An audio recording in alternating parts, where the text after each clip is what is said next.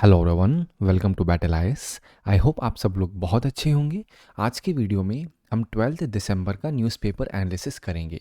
इसमें टोटल मैंने 5 आर्टिकल लिए हैं, जिसमें पहला आर्टिकल बात करता है मद्रास हाई कोर्ट ने आदि चन्नलूर में जो सैंड माइनिंग का एक पिटीशन डाला गया था उसके ऊपर जो वर्डिक्ट दिया है वो मैं आपको समझाऊंगा। अब वो समझाते हुए आपको मैं बताऊंगा आदि चन्नलूर क्यों न्यूज़ में है।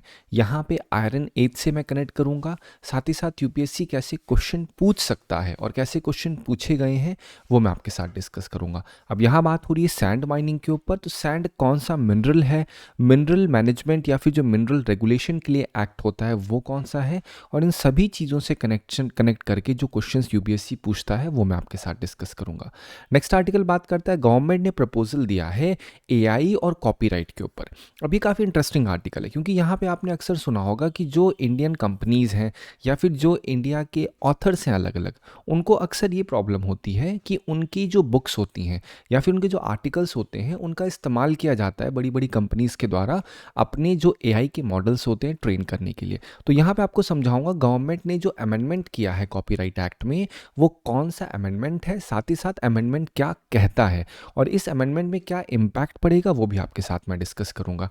इसी से कनेक्टेड GS3 23 में क्वेश्चन पूछा गया है which is introduce the concept of artificial intelligence, how does AI help clinical diagnosis, do you perceive any threat to privacy of individual in the use of AI in health care. अब यहाँ पे आप notice करोगे ये AI के ऊपर article है, यहाँ के कुछ पॉइंट्स आप इस क्वेश्चन में आराम से डाल पाएंगे। नेक्स्ट आर्टिकल बात करता है जो UIDAI है वो नया आधार ऐप ऑफलाइन पर्पस के लिए यूज करने जा रहा है, वो टेस्टिंग स्टेज पे है। अब यहाँ पे कुछ चीजें बात हुई हैं that is selective data sharing के ऊपर। अब मैं आपको इस आर्टिकल में समझाऊंगा कि ये जो नया आधार ऐप की बात हो रही है क्या है, क्या कोई नया आधार ऐप बनाया जाएगा या उसके लिए थोड़ा सा डिफरेंशिएशन होगा कि ऑनलाइन मोड पे कुछ अलग ऐप होगा, ऑफलाइन अगर कोई आधार का ऑथेंटिकेशन करेगा क्या उसके लिए कुछ अलग होगा, यहाँ पे डेटा शेयरिंग कैसे होगी। अब जब वर्ड आ रहा है डेटा शेयरिंग तो इसी से कनेक्टेड यूपीएससी ने क्वेश्चन भी पूछा है कि क्या गवर्नमेंट कॉन्ट्रैक्ट्स में आ सकती हैं या फिर नहीं आ सकती। यहाँ पे इन डिटेल में आपको समझाऊंगा कि ये जो सेलेक्टिव डेटा शेयरिंग का कॉन्सेप्ट है इस पे सुप्रीम कोर्ट ने क्या कहा है। 2017 का पुट्टास्वामी जजमेंट भी आपके साथ में डिस्कस करूंगा। नेक्स्ट आर्टिकल बात करता है सुप्रीम कोर्ट ने नार्को टेस्ट को अनकॉन्स्टिट्यूशनल डिक्लेयर कर दिया है। अब इस आर्टिकल में आपको समझाऊंगा कि ये केस क्या है, इसके क्या पहले कभी सुप्रीम कोर्ट ने कोई और बात कही है, क्या किसी हाई कोर्ट ने कोई और चीज़ कही थी। मैं आपको सारी चीज़ें एक साथ डिस्कस करूंगा। साथ ही साथ यहाँ पे आपको बताऊंगा नार्को टेस्ट में कौन से केमिकल का इस्तेमाल होता है, कैसे वर्क करता है। नेक्स्ट आर्टिकल बात करता है इंडिया का जो इनविजिबल एपिडेमिक या फिर आप कह सकते हो जो एयर पोल्यूशन की क्राइसिस है वो किस तरीके से एक बहुत ज़्यादा एस्केलेट होता जा रहा है और इसका क्या इम्पैक्ट पड़ेगा अलग अलग सेक्टर्स में वो मैं बताऊंगा। और जब इम्पैक्ट पड़ेगा तो यहाँ पे जो करंट गवर्नमेंट का मैकेनिज्म है इस चीज़ को टैकल करने के लिए उसमें क्या क्या ड्रॉबैक्स है वो मैं बताऊंगा। और फिर इससे कनेक्टेड क्वेश्चंस जो यूपीएससी पूछ सकती है वो मैं आपके साथ डिस्कस करूंगा। इस पूरे आर्टिकल की समरी आप बैटल आईएएस के टेलीग्राम चैनल से डाउनलोड कर सकते हैं। चलिए स्टार्ट करते हैं अपना पहला आर्टिकल। अब पहले आर्टिकल में पहले आपको एक पॉइंट बताता हूँ, अगर आप ध्यान से देखेंगे तो एक आर्टिकल इतने से में ही दिया हुआ है। अब हुआ क्या, यहाँ पे एक पिटीशन डाली गई मद्रास हाई कोर्ट में जहाँ पे कहा गया कि भैया जो आदि चन्नलूर जगह है, ठीक है, वहाँ पे क्या हो रहा है सैंड माइनिंग हो रही है। अब जब सैंड माइनिंग हो रही है तो यहाँ का जो हाई कोर्ट था उन्होंने कहा कि भाई ये जो सैंड माइनिंग है इट इज़ एब्सोल्युटली इलीगल, पहली बात तो, और इसके ऊपर पूरी तरीके से मना ही है। अब ये सिर्फ और सिर्फ इतना ही आपको इस आर्टिकल में जानना है। तो बोलो सर ये आर्टिकल लिया क्यों गया, लेने के पीछे कारण क्या, आदि चन्नलूर ये जो एक साइट है ये कौन सी साइट है, आयरन एज की आर्कियोलॉजिकल साइट है। और इन्होंने कहा कि भाई जो सैंड माइनिंग है अगर हो रही है तो उसको बिल्कुल भी परमिट नहीं किया जा सकता है। तो जब कोर्ट ने रूलिंग दी तो वहाँ पे जो आपका थोटुकुडी के कलेक्टर थे उन्होंने स्टेट किया कि कोई भी सैंड माइनिंग नहीं करंटली परमिट की गई है। और यही सेम चीज़ नेशनल ग्रीन ट्रिब्यूनल ने भी डायरेक्ट किया है कि बिल्कुल कोई भी सैंड माइनिंग नहीं हो रही है। तो आउटकम ये हुआ है कि भाई अगर कोई सैंड माइनिंग किसी आर्कियोलॉजिकल साइट पे नहीं हो रही है तो इस वजह से इस पिटीशन को हम डिस्पोज करते हैं। मतलब कोर्ट ने इस चीज़ के ऊपर ज़्यादा कुछ नहीं बोला क्योंकि यहाँ पे जितने भी ऑफिशियल अंडरटेकिंग्स थी, उन्होंने कहा कोई सैंड माइनिंग नहीं हो रही है। लेकिन इसमें सिग्निफिकेंस क्या है इस केस का?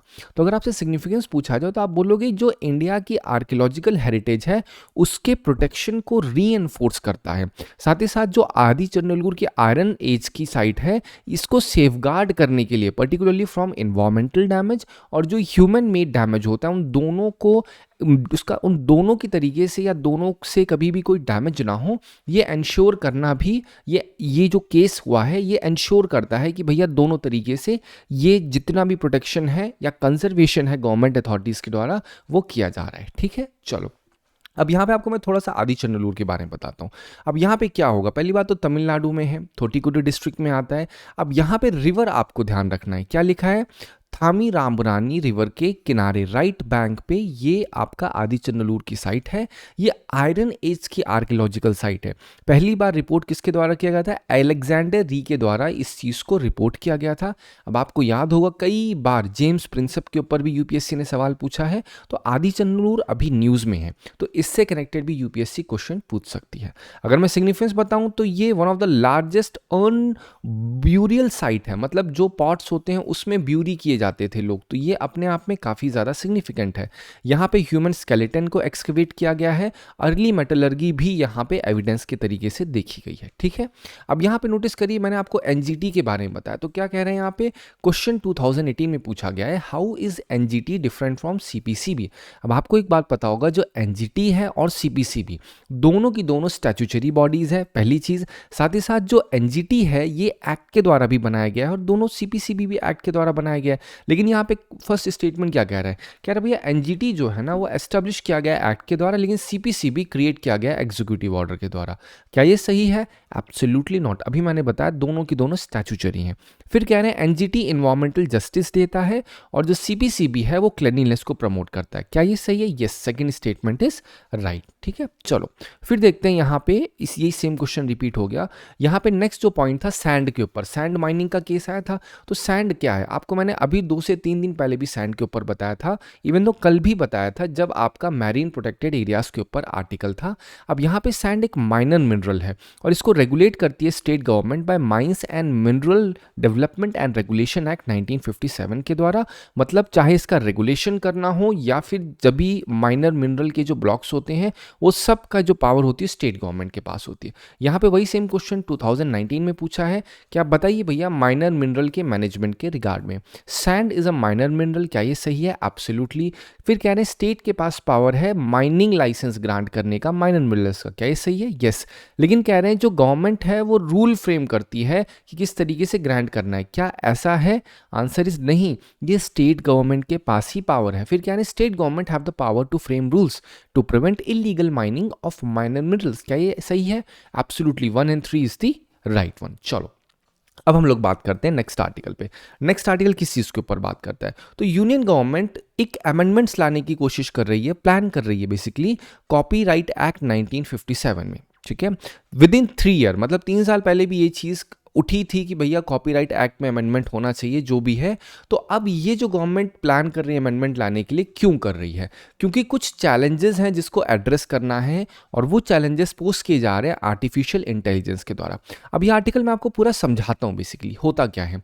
अब मान लेते हैं आप एक ऑथर हो, आप डेली आर्टिकल लिखते हो इंटरनेट पे, ठीक है। फिर आप एक इंसान वाई है, वो इंसान क्या करता है, डेली ब्लॉगिंग करता है, ठीक है।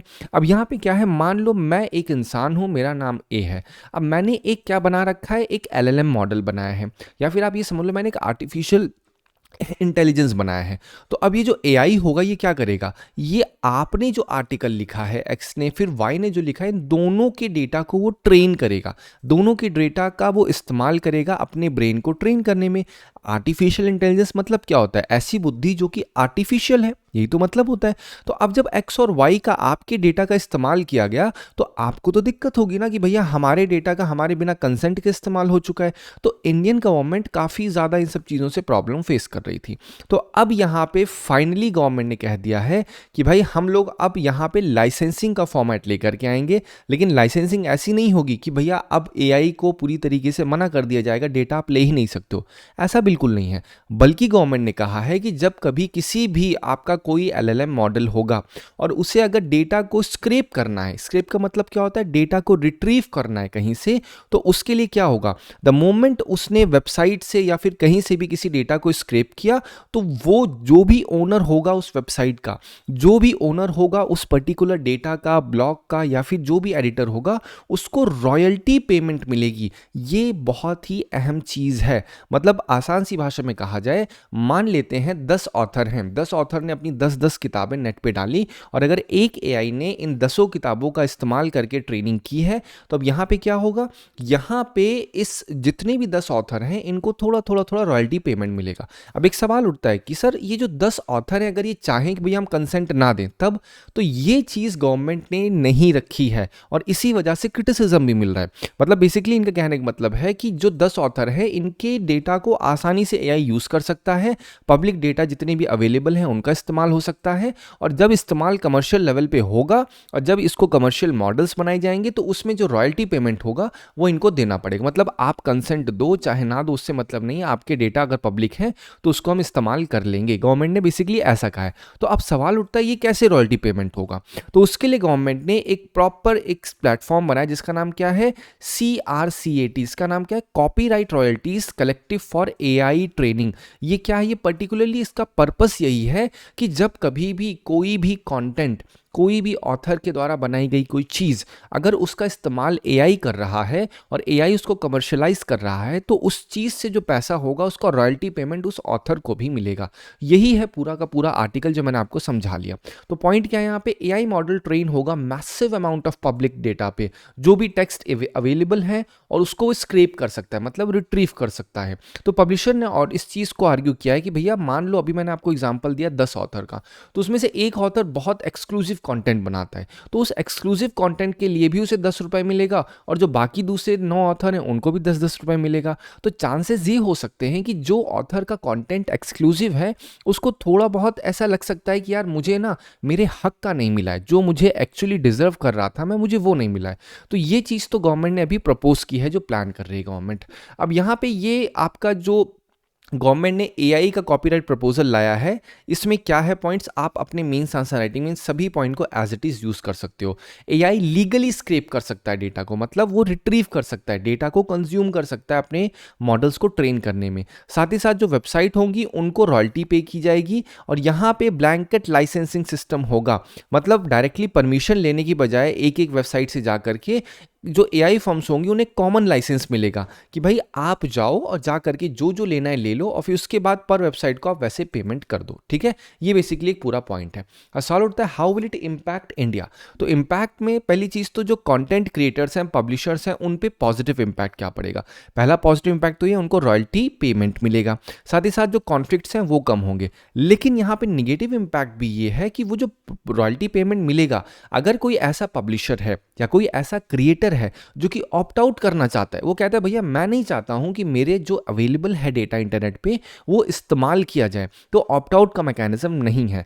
और यहीं पे अगर बात की जाए AI कंपनीज के ऊपर इंपैक्ट क्या है, तो यहाँ पे क्लियर लीगल परमिशन की बात की गई है, सिंगल लाइसेंसिंग सिस्टम दिया गया है। वहीं पे अगर निगेटिव की बात की जाए तो उन्हें अब मनी पे करना होगा अगर कमर्शियलाइज करेंगे। साथ ही साथ अब ये बर्डन भी उनके ऊपर आ चुका है कि प्रूफ देना पड़ेगा। अगर प्रॉपर्ली वो नहीं ये चीज़ नहीं दे पाएंगे कि भैया जो आपने कंटेंट का इस्तेमाल किया है डेटा ट्रेन करने के लिए या फिर अपने AI को ट्रेन करने के लिए, अगर वो कॉपीराइटेड है तो आपको देना पड़ेगा, और अगर नहीं है तो उस पर भी वो डिपेंड करेगा कहाँ से आपने रिट्रीव किया। मतलब थोड़ा सा इनके लिए हर्डल बढ़ गया है। तो मैंने आपको दोनों नजरिए से पॉजिटिव नेगेटिव इंपैक्ट समझा दिए। अभी क्वेश्चन देखिए, with reference to government of India propose blanket licensing. अब यहाँ पे क्या कह रहा है, यहाँ पे एक थर्ड स्टेटमेंट पढ़िए, कह रहा है AI firm must pay royalties at the stage of data scraping itself. क्या ये सही है? नहीं। आप याद करिए मैंने क्या कहा, AI firm must pay royalties at the stage when they have commercialised that data, तब वो पे करेंगे। डेटा स्क्रैपिंग करते समय रॉयल्टी पेमेंट नहीं चालू हो जाएगी। तो बाकी स्टेटमेंट आप पढ़ोगे बेटा तो बाकी तीनों स्टेटमेंट यहाँ पे सही हैं। ठीक है, चलो अब हम लोग बात करते हैं नेक्स्ट आर्टिकल पे। नेक्स्ट आर्टिकल क्या है, जो आपका UIDAI है। ठीक है, आपको पता है ये क्या है, unique identification development authority of India. इन्होंने क्या किया, ये टेस्ट कर रहे हैं एक नया आधार मोबाइल ऐप जिसको डिज़ाइन किया गया है प्राइवेसी और जो रिड्यूस मिसयूज़ करना, मतलब जो मिसयूज़ होता है उसको रिड्यूस करना, और ऑफलाइन वेरिफिकेशन को और ज़्यादा अलाउ करने के लिए, ठीक है। विदाउट शेयरिंग फुल 12 डिजिट आधार नंबर। जनरली क्या होता है, आधार नंबर शेयर करना होता है ऑफलाइन वेरिफिकेशन के लिए, बट अब जो यूआईडीआई लेके आए हैं इनका मतलब क्या है कि भैया आसानी से आप ऑफलाइन वेरिफिकेशन कर सकते हो बिना शेयर किए हुए। तो इसमें क्या होगा, इसमें अगर बेसिकली देखा जाए तो ये डेंस ऑफलाइन क्यूआर कोड होगा, मतलब सारी की सारी आधार डिटेल्स होंगी इंक्लूडिंग फोटो। अब साथ ही साथ इसको स्कैन किया जाता है इस क्यूआर को। अगर जनरली नहीं आपको तुरंत का तुरंत सब कुछ दे देना है, अपना नंबर देना है, एक क्यूआर कोड होगा और उस क्यूआर कोड का इस्तेमाल करके आप आसानी से आधार की डिटेल्स को शेयर कर सकते हो। साथ ही साथ यहाँ पे एक पॉइंट है सेलेक्टिव शेयरिंग। यहाँ पे जो यूज़र होगा वो अपना कंसेंट दे सकता है कौन कौन सी इंफॉर्मेशन वो शेयर करना चाहता है, instead of sharing entire Aadhaar card. ने जनरली क्या होता है, बोलते हैं ना, अगर कोई इंश्योरेंस वाला है या कोई दुकानदार है, दुकानदार तो नहीं, जनरली आप कहीं भी जा रहे हो, कोई बोल रहा है भैया आधार कार्ड भेज दो फोटोकॉपी, तो आप क्या करते हो, पीडीएफ बनाओगे, पूरा पूरा आधार कार्ड भेज देते हो। और मोमेंट आप इमेजिन करिए आधार कार्ड ही पूरा जा रहा है आपका, यू डोंट हैव आइडिया कि उस आधार कार्ड में क्या क्या है आपका, लेकिन फिर भी यूजर उसको एकदम बोलते हैं ना आंख बंद करके शेयर करते रहते हैं, जहां हो भैया आधार भेज दो अपना, यहाँ पे ये काम है, जहां आपको नहीं भी भेजना चाहिए आपका आधार वहां पे चला जाता है। तो यहाँ पे जो यूआईडीएआई के सीईओ उन्होंने ये चीज़ रखी है कि अब सेलेक्टिव इंफॉर्मेशन शेयरिंग होगी। अब इससे क्या होगा, इससे कहीं ना कहीं जो डेटा प्राइवेसी है, जो यूज़र का कंसर्न है, उसको और ज़्यादा मजबूत किया जाएगा, ठीक है। अब ये जो ऑफलाइन वेरिफिकेशन है, ये चीज़ क्या है, ऐसी एंटाइटीज जो कि ऑफलाइन वेरिफिकेशन मानती हैं, तो इस चीज़ के लिए ये ऐप बनाया गया है और इसका मेन उद्देश्य ये है कि यूज़र डिसाइड कर सके, इनको डिस्करेज किया जाएगा, पर्टिकुलरली फोटोकॉपी ना कलेक्ट कर सकें। मतलब अब आपको अगर ये चेंजेस आ जाएंगे तो कभी आपसे कोई फोटोकॉपी नहीं मांगेगा, कहेगा भैया एक काम करो अपनी आधार की फोटोकॉपी भेज दीजिए। कहीं भी कोई भी काम हो, अगर आप नॉर्मल छोटा सा कोई काम करवाते हो, उसमें आपसे अगर बोले भैया फोटोकॉपी दो, तो फोटोकॉपी जब आप उसको दोगे तो इसका मतलब आप पूरी आधार कार्ड दे रहे हो। सो जब कभी मैं आपको कोई न्यूज़पेपर पढ़ाता हूं तो वहां पे उद्देश्य ये नहीं होता कि बस आपको द हिंदू समझा रहा हूं, मेरा उद्देश्य है कि आपके पास नॉलेज भी होनी चाहिए, क्योंकि each and everything is connected with your life from your day to day life, ताकि आप समझ सको। तो अब ये जो चीज़ रखी गई है, ये क्यों लाया गया है कि भैया आपके पास एक ऐप होगा, ऐप में क्या है, आपका क्यूआर कोड होगा, उसको आप दो और इससे क्या होगा, डिजिटल ऑफलाइन वेरिफिकेशन हो जाएगा। अगर आपको लेजिटिमेसी ही चाहिए तो क्यों यूज़र आकर के आपको अपना पूरा का पूरा ऑफलाइन दे, क्यों आपको फोटोकॉपी दे। ऑफलाइन आपको फोटोकॉपी अगर दे दी जाएगी आधार कार्ड की तो हार्डली थोड़ी देर के लिए आप उसको वेरीफाई करोगे, लेकिन लेटर ऑन उसका मिसयूज भी तो हो सकता है। तो ये सिग्निफिकेंस क्या है इस पूरे पूरे के पूरे प्रोविजन का, ये जो पूरा बदलाव लाया गया है, इससे आधार का मिसयूज रिड्यूस होगा, फिर जो आपका पर्सनल डेटा शेयरिंग है वो मिनिमाइज हो जाएगा, ठीक है। फिर देखिए 2020 में क्वेश्चन क्या पूछा गया, Aadhaar card can be used as proof of citizenship. Answer is absolutely not. Even though UIDAI ने भी कहा है कि भैया आधार कार्ड का इस्तेमाल बिल्कुल भी as a proof of citizenship नहीं हो सकता है। फिर कह रहे हैं अगर एक बार आधार कार्ड को इशू कर दिया गया तो उसे डीएक्टिवेट नहीं कर सकते हैं। This is also absolutely wrong, ऐसा बिल्कुल भी नहीं है। तो यहाँ पे दोनों स्टेटमेंट जो हैं वो गलत है। फिर देखिए 2020 में क्या पूछा गया, Aadhaar meta data can not be store for more than 3 months. मैंने अभी 2 दिन पहले भी समझाया था, दिस स्टेटमेंट इज रॉन्ग। मतलब क्यों नहीं स्टोर कर सकते हैं, ऐसा क्या है आधार डेटा में कि वो स्टोर नहीं किया जा सकता, कोई न्यूक्लियर कोड्स है क्या इसके अंदर की नहीं आप मेटा डेटा को स्टोर ही नहीं कर सकते हो। And the moment you listen this word Meta data, what does it mean, if you simply read meaning of Meta data, it means data of data. मतलब आपके सामने अगर कोई XYZ या आपकी फोटो बनी है तो फोटो जो आपको सामने विजिबल है वो क्या है, वो तो सिंपल एक वेव लेंथ है जो विजिबल है, लेकिन उसको प्रेजेंट करने के लिए छोटे छोटे माइक्रो डेटा होंगे जिसे हम लोग मेटा डेटा कहते हैं, ठीक है।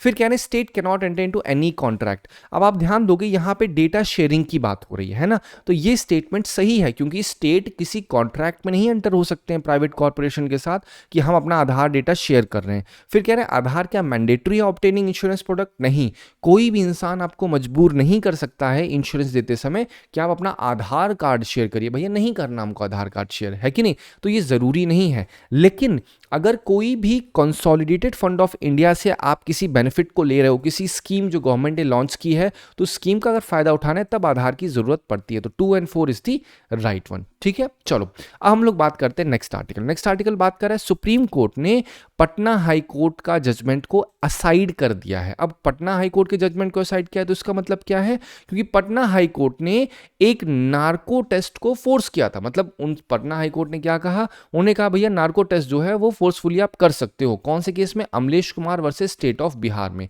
अब ये चीज जब सुप्रीम कोर्ट के पास पहुंची, सुप्रीम कोर्ट ने एज इट इज तुरंत बोल दिया, कहा जैसे Selvi versus state of Karnataka 2010 में प्रिंसिपल ले डाउन किया गया था कि कभी भी किसी इंसान को फोर्स नहीं किया जा सकता कि वो अपने ही खिलाफ गवाही दे, तो ये उस प्रिंसिपल को वायलेट करता है। इस वजह से पटना हाई कोर्ट का जो जजमेंट था उसको स्क्रैप कर दिया, पूरी तरीके से खत्म कर दिया। ठीक है, अब सवाल उठता है यहां पे, व्हाट इज नार्को टेस्ट।